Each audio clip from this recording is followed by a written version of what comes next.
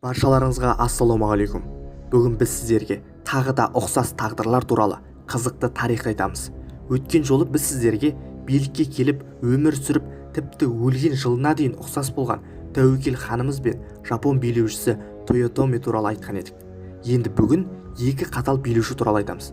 Оның біріншісі қазақ ханы Қасым ханның інісі болып келетін Әдік сұлтанның ұлы Тахир хан болса, екіншісі Парсы мемлекетінің, яғни Қызылбастардың падишахы Тахмасып.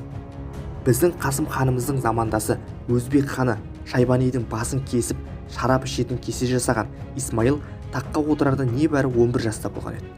Біздің Қасым ханымыз ол кезде қазақ даласында бүкіл дешттің патшасы болып тұрды. Сонымен не керек, екі патша да дүние салғасын, олардың орнына жаңа әміршілер келді.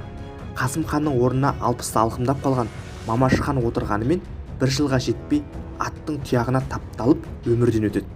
Таққа Әдіктің ұлы Тахир отырады. Осы кезде Парсы мемлекетінде де Исмайылдың ұлы бірінші Тахмасып таққа отырған еді. Алайда екі мұрагердің де әкеге тартып туған қасиеті болмады. Бұл бірінші ұқсастық.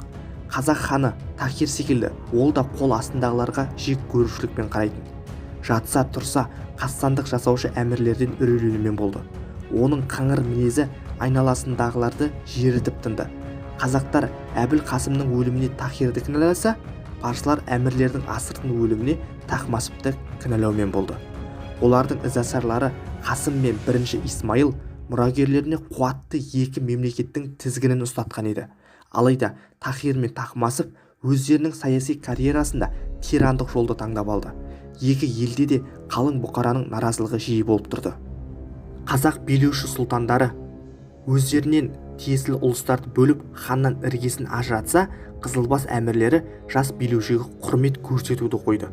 Баршаларыңызға Сұлтан Сүлеймен киносын көрген болуларыңыз мүмкін. Кинода Тахмасыптың османдармен соғысы баяндалады. Сүлеймен сұлтан Парсы әскерін қирата жеңіп, тіпті астанасы Тебризге дейін басып алады. Бағдат, Луристан, Басра, Ирактан айырылып, амалы құрған падиша астанасын Казвин қаласына көшіруге мәжбүр болған еді. Ал біздің Тахир ханымыз әу дегеннен-ақ Ноғай соғысында мырзалардан оңбай жеңіліп, бір кездері Қасым хан тастап кеткен Еділ мен Жайықтан айырылғаны былай тұрсын, сарайшықты тастап, әпкесі Нигар ханымнан көмек сұрауға Моғолстанға кетеді. Тахир мен Тахмасыптың ұқсастығы өте көп еді. Осындай жеңілістер екі билеушіні де елдің алдында абыройсыз етті. Парсының кейбір билеушілері бөлініп шығып өз алдына әмірліктер құруға талпынса, бір ғана қазақ хандығында 3 хан пайда болды. Батысында қара шаңырақ иесі Қожа Ахмет хан, орталықта Тоғым хан және оның 9 ханзадасы, шығыста Жетісуда Бұйдаш хан. Тахмасып өлер алдында таққа талас, елдегі әмірлердің көтерілісі жиілесе, біздің Тахир ханымыз үлкен хандықтан алыста қырғыздар арасында мүшкіл халде дүниеден өтті. Біз өз хандарымызды әрқашан осындай әлемдік тұлғалармен байланыстыруға тырысамыз. Тарихымыздың ашылмаған қырлары әлі де талай айтатын боламыз және келесіде өте керемет видео күтіңіздер.